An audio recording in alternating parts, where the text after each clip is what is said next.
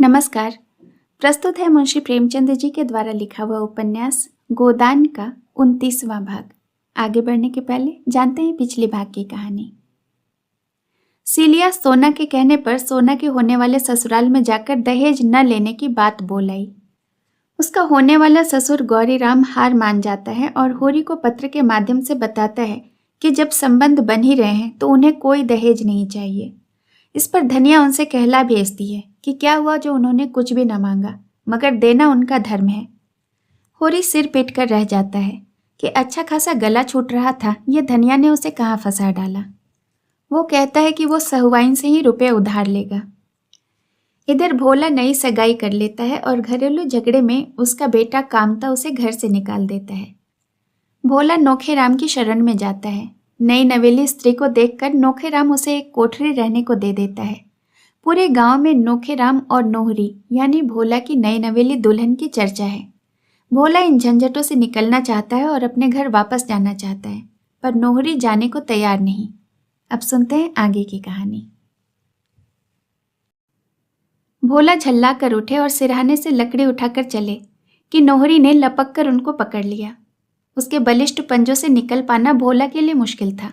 चुपके से कैदी की तरह बैठे रह गए। एक जमाना था जब वह औरतों को अपनी अंगुली पर नचाया करते थे। आज वह एक औरत के करपाश में बंधे हुए हैं और किसी तरह से नहीं निकल सकते। हाथ छुड़ाने की कोशिश करके वह पर्दा नहीं खोलना चाहते। अपनी सीमा का अनुमान उन्हें हो गया है, मगर वह क्यों उससे निडर होकर नहीं कह देते कि तू मेरे किसी काम की नहीं, मैं तुझे त्यागता हूँ।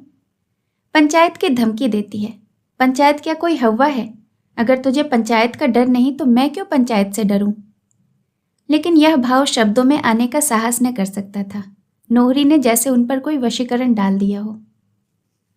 लाला पट्टेश्वरी पटवारी समुदाय के सद्गुणों के साक्षात अवतार थे। वह यह न देख सकते थे कि कोई आसामी अपने दूसरे भाई की इंच भर भी जमीन दबा ले।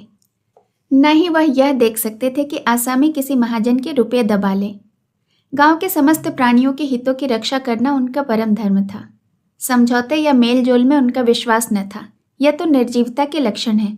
वह तो संघर्ष के पुजारी थे, जो सजीवता का लक्षण है। आए दिन इस जीवन को उत्तेजना देने का प्रयास करते रहते, एक न एक फुलझड़ी छोड़ते ही रहते। मंगरू साहब पर इन दिनों उनकी विशेष कृपा दृष्टि थी। मंगरू साहब गांव का सबसे धनी आदमी था, पर स्थानीय राजनीति में बिल्कुल भाग न लेता था। रौब या अधिकार की उसे लालसा न थी। मकान भी उसका गांव के बाहर था, जहां उसने एक बाग और एक कुआं और एक छोटा सा शिव का मंदिर बनवा लिया था। बाल बच्चे कोई न थे, इसलिए लेन देन भी कम कर दिया था और अधिकतर पूजा पाठ में ही लगा रहता था। कितने ही आसामियों ने उसके रुपए हजम कर लिए थे, पर उसने किसी पर कभी नालिश फरियाद न की। होरी पर भी उसके सूद ब्याज मिलाकर कोई 150 हो गए थे, मगर न होरी को ऋण चुकाने की कोई चिंता थी और न ही उसे वसूल करने की। 2-4 बार उसने तकाजा किया, घुड़का और डांटा भी, मगर होरी की दशा देखकर चुप हो बैठा। अब के संयोग से होरी की ऊँख गांव भर के ऊपर थी। कुछ नहीं तो उसके 200-250 सीधे सीधे हो जाएंगे, ऐसा लोगों का अनुमान था। पट्टेश्वरी प्रसाद ने मंगरू को सुझाया कि अगर इस वक्त होरी पर दावा कर दिया जाए तो सब रुपये वसूल हो जाएंगे। मंगरू इतना दयालु नहीं जितना आलसी था। झंझट में न पड़ना चाहता था, मगर जब पट्टेश्वरी ने जिम्मा लिया कि उसे एक दिन भी कचहरी न जाना पड़ेगा और ना ही दूसरा कोई कष्ट होगा, बैठे बैठे उसकी डिग्री हो जाएगी, तो उसने नालिश करने की अनुमति दे दी और अदालत खर्च के लिए रुपये भी दे दिए। होरी को खबर भी न थी कि क्या खिचड़ी पक रही है। कब दावा दायर हुआ, कब डिग्री हुई, उसे बिल्कुल पता न था। कुर्क आमीन उसकी ऊँख नीलाम करने आया, तब उसे मालूम हुआ। सारा गांव खेत के किनारे जमा हो गया। होरी मंगरू साह के पास दौड़ा और धनिया पट्टेश्वरी को गालियां देने लगी। उसकी सहज बुद्धि ने उसे बता दिया कि पट्टेश्वरी की ही यह सारी कारस्तानी है, मगर मंगरू साहब पूजा पर थे, मिल न सके, और धनिया गालियों की वर्षा करके भी पट्टेश्वरी का कुछ बिगाड़ न सकी। उधर ऊँख 150 रुपये में नीलाम हो गई और बोली भी हो गई मंगरू साह के ही नाम। कोई दूसरा आदमी बोल भी न सका। दाता दीन में भी धनिया की गालियां सुनने का साहस न था। धनिया ने होरी को उत्तेजित करके कहा, बैठे क्या हो, जाकर पटवारी से कुछ बोलते क्यों नहीं? यही धर्म है तुम्हारा गांव घर के आदमियों के साथ? होरी ने दीनता से कहा, पूछने के लिए तूने मुंह भी रखा हो, तेरी गालियां क्या उन्होंने न सुनी? जो गाली खाने का काम करेगा उसे तो गालियां ही मिलेंगी ना। तो तू गालियां भी देगी और भाईचारा भी निभाएगी। देखूंगी मेरे खेत के नजदीक कौन जाता है। मिल वाले आकर काट कर ले जाएंगे। तू क्या करेगी और मैं क्या करूंगा? गालियां देकर अभी अपनी जीभ की खुजली भले मिटा ले। मेरे जीते जी कोई मेरा खेत काट ले जाएगा? हाँ हाँ, तेरे और मेरे जीते जी। सारा गांव मिलकर भी उसे रोक नहीं सकता। अब वह मेरी चीज नहीं है, मंगरू शाह की है। हाँ, जैसे मंगरू शाह ने ही मर मर कर जेठ की दोपहरी में सिंचाई और गुड़ाई की थी। वह सब तूने किया, मगर अब वह चीज मंगरू शाह की है। हम उनके कर्जदार नहीं हैं। ऊँख तो गई, लेकिन उसके साथ एक नई समस्या आ पड़ी। दुलारी इसी ऊँख पर रुपए देने को तैयार हुई थी। अब वह किस जमानत पर रुपए दे? अभी उसके पहले ही 200 रुपये पड़े हुए थे। सोचा था ऊँख के पूरे रुपए मिल जाएंगे तो नया हिसाब चलने लगेगा। उसकी नज़र में होरी की साख 200 तक की थी। इससे ज़्यादा देना जोखिम था। सहालक सिर पर था। तिथि निश्चित हो चुकी थी। गौरी महतो ने सारी तैयारियां कर ली होंगी। अब विवाह का टलना असंभव था। होरी को ऐसा क्रोध आता था कि जाकर दुलारी का गला दबा दे। जितनी चिरौरी बिनती हो सकती थी वह कर चुका, मगर वह पत्थर की देवी जरा भी न पसीजी। उसने चलते चलते हाथ बांध कर कहा, दुलारी, मैं तुम्हारे रुपए लेकर भाग तो न जाऊंगा, न इतनी जल्दी मरा ही जाता हूँ। खेत हैं, पेड़ पालो हैं, घर है, जवान बेटा है। तुम्हारे रुपए मारे न जाएंगे। मेरी इज्जत जा रही है, इसे संभालो। मगर दुलारी ने दया को व्यापार में मिलाना स्वीकार न किया। अगर व्यापार को वह दया का रूप दे सकती तो उसे कोई आपत्ति न होती, पर दया को व्यापार का रूप देना उसने सीखा ही न था। होरी ने घर आकर धनिया से कहा, अब? धनिया ने उसी पर दिल का गुबार निकाला। यही तो तुम चाहते थे ना? होरी ने जख्मी आंखों से देखा। मेरा ही दोष है? दोष किसी का भी हो, हुई तो तुम्हारे मन की। तेरी इच्छा है कि जमीन रहन रख दूं? जमीन रहन रख दोगे तो करोगे क्या? मजूरी। मगर जमीन दोनों को एक से ही प्यारी थी। उसी पर तो उनकी इज्जत और आबरू अवलंबित थी। जिनके पास जमीन नहीं वह गृहस्थ नहीं, मजूर है। होरी ने कुछ जवाब न पाकर पूछा, तो क्या कहती है? धनिया ने आहत कंठ से कहा, कहना क्या है? गौरी बारात लेकर आएंगे, एक जून खिला देना, सवेरे बेटी विदा कर देना। दुनिया हंसेगी, हंस ले। भगवान की यही इच्छा है कि हमारी नाक कटे, मुंह पर कालिख लगे, तो हम क्या करेंगे? सहसा नोहरी चुनरी पहने सामने से जाती हुई दिखाई दी। होरी को देखते ही उसने जरा सा घूंघट निकाल लिया। उसे समधी का नाता मानती थी। धनिया से उसका परिचय हो चुका था। उसने पुकारा, आज किधर चली समधिन? आओ बैठो। नोहरी ने दिग्विजय कर लिया था और अब जनमत को अपने पक्ष में बटोरने का प्रयास कर रही थी। आकर खड़ी हो गई।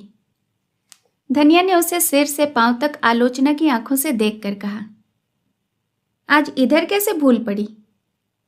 नोहरी ने कातर स्वर में कहा, ऐसे ही तुम लोगों से मिलने चली आई। बिटिया का ब्याह कब है? धनिया स्निग्ध भाव से बोली, भगवान के अधीन है, जब हो जाए। मैंने तो सुना है इसी सहालग में विवाह होना ठीक हुआ है। तिथि ठीक हो गई ना? हाँ, तिथि तो ठीक हो गई है। मुझे भी न्योता देना।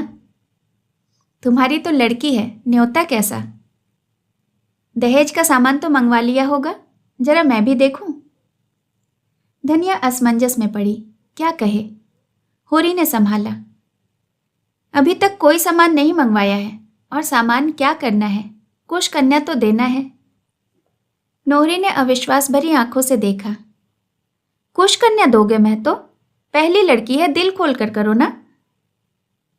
होरी हंसा, मानो कह रहा हो तुम्हें चारों ओर हरा ही हरा दिखाई देता है, यहां तो सूखा ही पड़ा हुआ है। रुपए पैसे की तंगी है, क्या खोल कर करूं? तुमसे कौन सा पर्दा है? बेटा कमाता है, तुम कमाते हो, फिर भी रुपए पैसे की तंगी है, किसे विश्वास आएगा? बेटा लायक ही होता तो फिर रोना ही काहे का था। चिट्ठी पत्री तक न भेजता है, रुपया क्या भेजेगा? ये दूसरा साल है, एक चिट्ठी नहीं आई उसकी। इतने में सोना बैलों के चारे लिए हरियाली का एक गट्ठा सिर पर लिए यौवन को अपने अंचल से चुराती बालिका सी सरल आई और गट्ठा वहीं पटक कर अंदर चली गई। नोहरी ने कहा, लड़की तो खूब सयानी हो गई है। धनिया बोली, लड़की की बाढ़ तो रेल की बाढ़ है, नहीं है अभी कै दिन की। वर तो ठीक हो गया ना? हाँ, वर तो ठीक है, रुपए का भी बंदोबस्त हो गया है, तो इसी महीने में ब्याह कर देंगे। नोहरी दिल की ओछी थी। इधर उसने जो कुछ रुपए जोड़े थे वे उसके पेट में उछल रहे थे। अगर वह सोना के ब्याह के लिए कुछ रुपए दे दे तो कितना यश मिलेगा। सारे गांव में उसकी चर्चा हो जाएगी। लोग चकित होकर कहेंगे, नोहरी ने इतने रुपए दिए हैं, बड़ी देवी है। होरी और धनिया दोनों घर घर उसका बखान करते फिरेंगे। गांव में उसका मान सम्मान कितना बढ़ जाएगा। वो अंगुली दिखाने वालों को मुंह से दिखा देगी। फिर किसकी हिम्मत है जो उस पर हंसे या उस पर आवाजें कसे। अभी सारा गांव उसका दुश्मन है, तब सारा गांव उसका हितैषी हो जाएगा। इस कल्पना से उसकी मुद्रा खिल गई। थोड़े बहुत से काम चलता हो तो मुझसे ले लो ना, जब रुपए हाथ आ जाए तो दे देना। होरी और धनिया दोनों ही ने उसकी ओर देखा। नहीं, नोहरी दिल लगी कर रही है। दोनों की आंखों में विस्मय था, कृतज्ञता थी, संदेह था और लज्जा थी। नोहरी उतनी बुरी नहीं है जितना लोग समझते हैं। नोहरी ने फिर कहा, तुम्हारी और हमारी इज्जत एक ही है।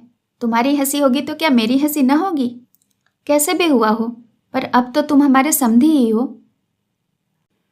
होरी ने सकुचाते हुए कहा, तुम्हारे रुपए तो घर में ही हैं, जब काम पड़ेगा ले लेंगे। आदमी अपनों पर ही तो भरोसा करता है, मगर ऊपर से इंतजाम हो जाए तो घर के रुपए क्यों छुएं? धनिया ने अनुमोद किया, हाँ हाँ और क्या।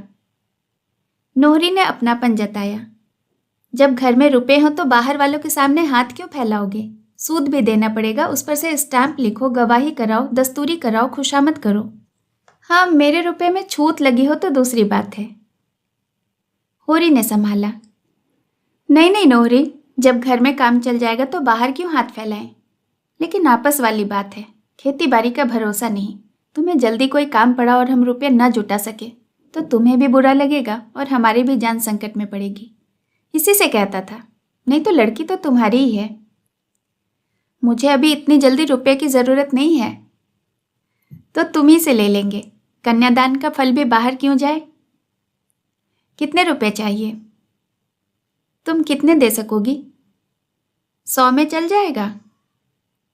होरी को लालच आया, भगवान ने छप्पर फाड़ कर रुपये दिए हैं तो जितना ले सके उतना क्यों न ले ले। 100 में भी चल जाएगा और 500 में भी चल जाएगा, जैसा हौसला हो। मेरे पास कुल 200 रुपये हैं, वह मैं दे दूंगी। तो इतने में तो बड़ी खुशफेली से काम चल जाएगा।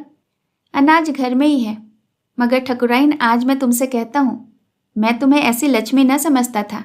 इस जमाने में कौन किसकी मदद करता है, कौन किसके पास जाता है। तुमने तो डूबने से बचा लिया। दिया बत्ती का समय आ गया था। ठंडक पड़ने लगी थी। जमीन ने नीली चादर ओढ़ ली थी। धनिया अंदर जाकर अंगीठी लाई और सब तापने लगे। पुआल के प्रकाश में छबीली रंगीली कुल्टा नोहरी उसके सामने वरदान सी बैठी थी। इस समय उसकी आंखों में कितनी सहृदयता थी, कपोलों पर कितनी लज्जा, होठों पर कितनी सत्प्रेरणा। कुछ देर तक इधर उधर की बातें करके नोहरी उठ खड़ी हुई और यह कहते हुए घर चली कि अब देर हो रही है, तुम कल आकर रुपये ले लेना महतो। चलो मैं तुम्हें पहुंचा दूं। नहीं नहीं, तुम बैठो, मैं चली जाऊंगी। जी तो चाहता है तुम्हें कंधे पर बैठा के पहुंचा दूं। नोखेराम की चौपाल गांव के दूसरे सिरे पर थी और बाहर बाहर जाने का रास्ता साफ था। दोनों उसी रास्ते चले। अब चारों ओर सन्नाटा था। नोहरी ने कहा, तनिक समझा देते रावत को, क्यों सबसे लड़ा करते हैं? जब इन्हीं लोगों के बीच रहना है तो ऐसे ही रहना चाहिए ना, कि 4 आदमी अपने हो जाएं। और इनका यह हाल है कि सबसे लड़ाई, सबसे झगड़ा। जब तुम मुझे पर्दे में नहीं रख सकते, मुझे दूसरों की मजूरी करनी ही पड़ती है, तो यह कैसे निभ सकता है कि मैं किसी से ना हंसूं ना बोलूं, ना ही कोई मेरी ओर ताके और ना ही कोई मुझे देखकर हंसे। यह सब तो पर्दे में ही हो सकता है ना। पूछो, कोई मेरी ओर ताकता या घूरता है तो मैं क्या कहूँ? उसकी आंखें तो नहीं फोड़ सकती ना। फिर मेल मोहब्बत से आदमी के 100 काम निकलते हैं। जैसा समय देखो वैसा व्यवहार करो। तुम्हारे घर में हाथी झूमता था, तो अब वह तुम्हारे किस काम का? अब तो तुम 3 रुपए के मजूर हो ना। मेरे घर तो भैंसें लगती थी, लेकिन अब तो मैं भी मजूरिन हूँ। मगर उनकी समझ में कोई बात आती ही नहीं। कभी लड़कों के साथ रहने की सोचते हैं, कभी लखनऊ जाकर रहने की सोचते हैं। नाक में दम कर रखा है मेरे। होरी ने ठकुर सुहाती की। यह तो भोला की सरासर नादानी है। बूढ़े हुए, अब तो उन्हें समझना चाहिए। अच्छा, मैं समझा दूंगा। तो सवेरे आ जाना, रुपये दे दूंगी। कुछ लिखा पढ़ी? तुम तो मेरे रुपये हजम न करोगे, मैं जानती हूं। उसका घर आ गया, वह अंदर चली गई और होरी घर लौट गया। गोबर को शहर आने पर मालूम हुआ कि जिस अड्डे पर वह अपना खोंचा लेकर बैठता था, वहां कोई दूसरा खोंचे वाला बैठने लगा और ग्राहक अब गोबर को भूल गए हैं। वह घर भी अब उसे पिंजरे सा लगता था। जुनिया उसमें अकेली बैठी रोया करती। लड़का दिन भर आंगन में या द्वार पर खेलने का आदी था। यहाँ उसके खेलने का कोई जगह न था। कहाँ जाए? द्वार पर मुश्किल से 1 गज का रास्ता था। दुर्गंध उड़ा करती थी। गर्मी में कहीं बाहर लेटने और बैठने की जगह नहीं। लड़का माँ को एक क्षण के लिए न छोड़ता था, और जब कुछ खेलने का न हो तो कुछ खाने और दूध पीने के सिवाय वह और क्या करे। घर पर कभी धनिया खेलती थी, कभी रूपा, कभी सोना, कभी होरी, कभी पुनिया। यहाँ अकेली झुनिया थी और उसे घर का सारा काम करना पड़ता था। और गोबर जवानी के नशे में मस्त था। उसकी अतृप्त लालसाएं विषय भोग के सागर में डूब जाना चाहती थी। किसी काम में उसका मन न लगता। खोंचा लेकर जाता तो घंटे भर में ही लौट आता। मनोरंजन का कोई दूसरा सामान न था। पड़ोस के मजूर और इक्केवान रात रात भर ताश और जुआ खेलते थे। पहले वह भी खूब खेलता था, मगर अब उसके लिए केवल मनोरंजन था झुनिया के साथ हास विलास। थोड़े ही दिनों में झुनिया इस जीवन से ऊब गई। वह चाहती थी कहीं एकांत में जाकर बैठे, खूब निश्चिंत होकर लेटे और सोए, मगर वह एकांत नहीं मिलता। उसे अब गोबर पर गुस्सा आता था। उसने शहर के जीवन का जितना मोहक चित्र खींचा था, यह इस काल कोठरी के सिवाय और कुछ नहीं। बालक से भी उसे चिढ़ हो गई थी। कभी कभी वह उसे मारकर बाहर निकाल देती और अंदर से किवाड़ बंद कर देती। बालक रोते रोते बेदम हो जाता। उस पर विपत्ति यह कि उसे दूसरा बच्चा पैदा होने वाला था। न कोई आगे न पीछे। अक्सर सिर दर्द हुआ करता था। खाने से अरुचि हो गई थी। ऐसी तंद्रा होती थी कि किसी कोने में चुपचाप पड़ी रहे, कोई उससे न बोले न चाले। मगर यहाँ गोबर का निष्ठुर प्रेम स्वागत के लिए द्वार खटखटाता रहता था। स्तन में दूध का नाम नहीं, लेकिन लल्लू छाती पर सवार रहता था। देह के साथ उसका मन भी दुर्बल हो गया था। वह जो संकल्प करती उसे थोड़े से आग्रह पर तोड़ देती। वह लेटी होती और लल्लू आकर जबरदस्ती उसकी छाती पर बैठ जाता और स्तन मुंह में लेकर चबाने लगता। अब तो वह 2 साल का हो गया था। बड़े तेज दांत निकल आए थे। मुंह में दूध न जाता तो वह क्रोध से आकर स्तन में दांत काट लेता। लेकिन झुनिया में अब इतनी शक्ति भी न थी कि उसे छाती पर से ढकेल दे। उसे हर दम मौत सामने खड़ी नजर आती थी। पति और पुत्र किसी से भी उसे स्नेह न था। सभी अपने मतलब के यार हैं। बरसात के दिनों में जब लल्लू को दस्त आने लगे और उसने दूध पीना छोड़ दिया, तो झुनिया को सिर से एक विपत्ति टल जाने का अनुभव हुआ।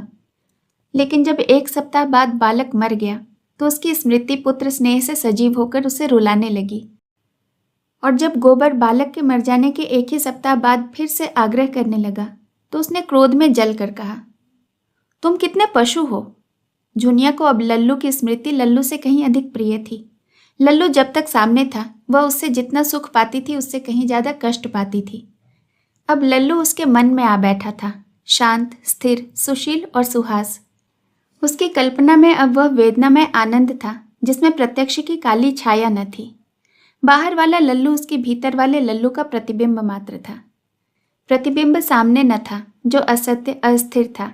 सत्य रूप तो उसके भीतर था, उसकी आशाओं और शुभेच्छाओं से सजीव। दूध की जगह वह उसे अपना रक्त पिला पिला कर पाल रही थी। उसे अब वह बंद कोठरी और वह दुर्गंधमयी वायु और वह दोनों जून धुएं में जलना, इन बात का मानो ज्ञान ही न रहा। वह स्मृति उसके भीतर बैठी हुई जैसे उसे शक्ति प्रदान करती रहती। जीते जी जो उसके जीवन का भार था, मरकर उसके प्राणों में समा गया था। उसकी सारी ममता अंदर जाकर बाहर से उदासीन हो गई। गोबर देर में आता या जल्द रुचि से भोजन करता है या नहीं, प्रसन्न है या उदास, इसकी अब उसे बिल्कुल चिंता न थी। गोबर क्या कमाता है और कैसे खर्च करता है, इसकी भी उसे परवाह न थी। उसका जीवन जो कुछ था भीतर था, बाहर वह केवल निर्जीव यंत्र थी। उसके शोक में भाग लेकर, उसके अंतर जीवन में बैठकर गोबर उसके समीप जा सकता था, उसके जीवन का अंग बन सकता था। पर वह उसके बाह्य जीवन के सूखे तट पर आकर ही प्यासा लौट जाता था। एक दिन उसने रूखे स्वर में कहा, तो लल्लू के नाम कब तक रोएगी? 4-5 महीने तो हो गए। झुनिया ने ठंडी सांस लेकर कहा, तुम मेरा दुख नहीं समझ सकते। अपना काम देखो, मैं जैसी हूं वैसे ही पड़ी रहने दो। तेरे रोते रहने से तो लल्लू लौट नहीं आएगा। झुनिया के पास इसका कोई जवाब न था। वो उठकर पतीली में कचालू के लिए आलू उबालने लगी। गोबर को ऐसा पाषाण हृदय उसने न समझा था। इस बेदर्दी ने लल्लू को उसके मन में और भी सजग कर दिया। लल्लू उसी का है, उसमें किसी का साझा नहीं, किसी का हिस्सा नहीं। अभी तक लल्लू किसी अंश में उसके हृदय के बाहर भी था। गोबर के हृदय में उसकी कुछ ज्योति थी, अब वह संपूर्ण रूप से उसका था। गोबर ने खोचे से निराश होकर शक्कर में मिल की नौकरी कर ली थी। मिस्टर खन्ना ने पहले मिल से प्रोत्साहित होकर हाल में ही दूसरा मिल खोल दिया था।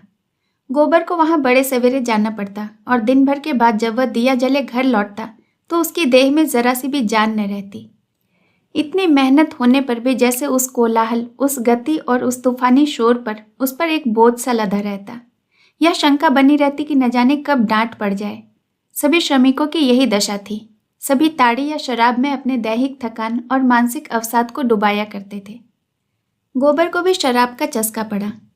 घर आता तो नशे में चूर और आकर कोई न कोई बहाना खोजकर झुनिया को गालियां देता, घर से निकालने लगता और कभी कभी पीट देता।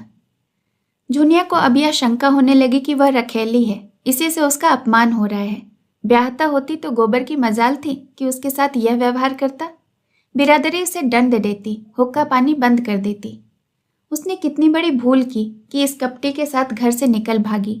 सारी दुनिया में हंसी भी हुई और हाथ भी कुछ न आया।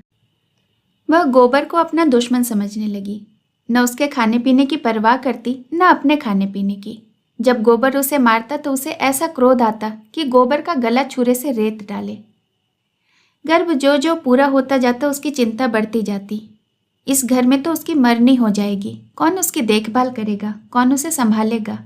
और जो गोबर इसी तरह मारता पीटता रहा तब तो उसका जीवन नर्क हो जाएगा।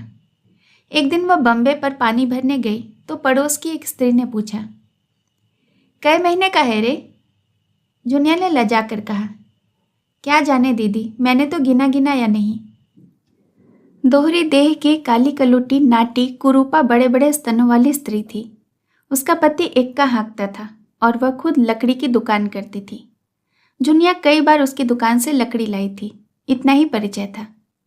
मुस्कुरा कर बोली, मुझे तो जान पड़ता है तेरे दिन पूरे हो गए हैं, आज या कल में ही हो जाएगा। कोई दाई वाई ठीक कर ली है? झुनिया ने भयातुर स्वर में कहा, मैं तो यहाँ किसी को नहीं जानती। तेरा मर्दवा कैसा है रे, जो कान में तेल डाले बैठा है? उन्हें मेरी क्या फिक्र। हाँ, देख तो रही हूं, तुम तो सौर में बैठोगी, कोई करने धरने वाला चाहिए कि नहीं? सास, ननद, देवरानी, जेठानी कोई नहीं है, किसी को बुला लेना था। मेरे लिए तो सब मर गए। वह पानी लाकर जूठे बर्तन मांजने लगी तो प्रसव की शंका से हृदय में धड़कनें होने लगी। सोचने लगी, कैसे होगा भगवान? यही तो होगा ना कि मर जाऊंगी। अच्छा है, जंजाल से छूट जाऊंगी। शाम को उसके पेट में दर्द होने लगा। समझ गई कि विपत्ति की घड़ी आ पहुंची। पेट को एक हाथ से पकड़े हुए पसीने से तर उसने चूल्हा जलाया, खिचड़ी डाली और दर्द से व्याकुल होकर वहीं जमीन पर लेट रही। कोई 10 बजे रात को गोबर आया, ताड़ी की दुर्गंध उड़ाता हुआ, लटपटाती हुई जबान से ऊटपटांग बक रहा था। मुझे किसी की परवाह नहीं, जिसे 100 दफे गरज हो वह रहे, नहीं चला जाए। मैं किसी की ताव नहीं सह सकता। अपने माँ बाप का ताव तो सहा नहीं जिसने जन्म दिया, तब दूसरों का ताव क्यों सहूं? जमादार आंखें दिखाता है, यहाँ किसी की धौंस सहने वाले नहीं। लोगों ने पकड़ न लिया होता तो आज उसका खून पी जाता, खून। कल देखूंगा बच्चे को, फांसी होगी तो होगी, दिखा दूंगा कि मर्द किसे कहते हैं। हंसता हुआ, अकड़ता हुआ, मूंछों पर ताव देता हुआ फांसी के तख्ते पर चढ़ जाऊंगा। औरत की जात कितनी बेवफा होती है। खिचड़ी डाल दी और टांग पसार कर सो रही। कोई खाए न खाए उसकी बला से आप मजे से फुलके उड़ाती है और मेरे लिए खिचड़ी। सता ले जितना सताते बने, तुझे भगवान सताएंगे जो न्याय करते हैं। उसने झुनिया को जगाया नहीं, कुछ बोला भी नहीं। चुपके से खिचड़ी थाली में निकाली और 2-4 कौर निगल कर बरामदे में लेट रहा। पिछले पहर उसे सर्दी लगी। कोठरी में कंबल लेने गया तो झुनिया के कराहने की आवाज़ सुनी। नशा उतर चुका था। पूछा, कैसा जी है झुनिया, कहीं दर्द है क्या? हाँ, पेट में जोर से दर्द हो रहा है। तूने पहले क्यों नहीं कहा? अब इस वक्त कहाँ जाऊं? किससे कहती? मैं क्या मर गया था?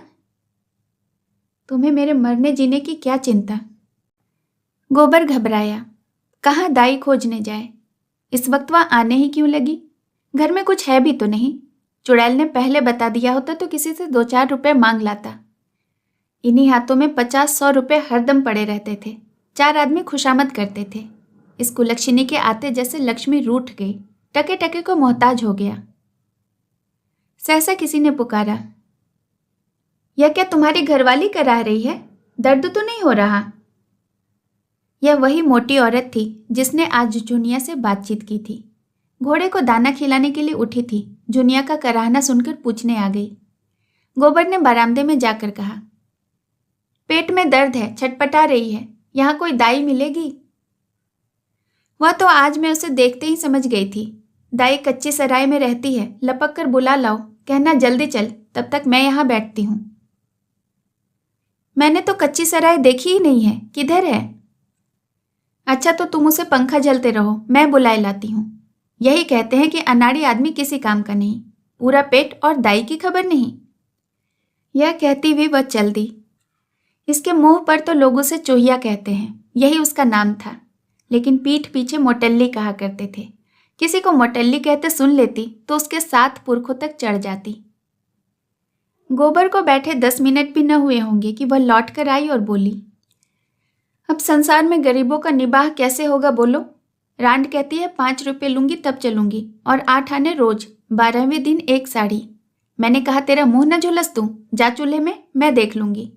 12 बच्चों की माँ यूं नहीं हो गई हूं। तुम बाहर जाओ गोवर्धन, मैं सब कर लूंगी। बखत पड़ने पर आदमी ही आदमी के काम आता है। 4 बच्चे जना लिए तो दाई बन बैठी। वह झुनिया के पास जा बैठी और उसका सिर अपनी जांघ पर रखकर उसका पेट सहलाती हुई बोली, मैं तो तुझे आज देखते ही समझ गई थी। सच पूछो तो इसी धड़के में आज मुझे नींद भी नहीं आई। यहाँ तेरा कौन सा गा बैठा है? झुनिया ने दांत से दांत जमा कर सी करते हुए कहा, अब न बचूंगी दीदी। हाय, मैं तो भगवान से मांगने न गई थी। एक को पाला पोसा, उसे तुमने छीन लिया, तो फिर इसका कौन काम था? मैं मर जाऊं माता तो तुम इस बच्चे पर दया करना, उसे पाल पोस लेना, भगवान तुम्हारा भला करेंगे। चोहिया स्नेह से उसके केश सुलझाते हुए बोली, धीरज धर बेटी, धीरज धर। अभी क्षण भर में कष्ट कटा जाता है। तूने भी तो जैसे चुप्पी साध ली थी, इसमें किस बात की लाज? मुझे बता दिया होता तो मैं मौलवी साहब के पास से तावीज ला देती, वही मिर्जा जी जो इस हाते में रहते हैं।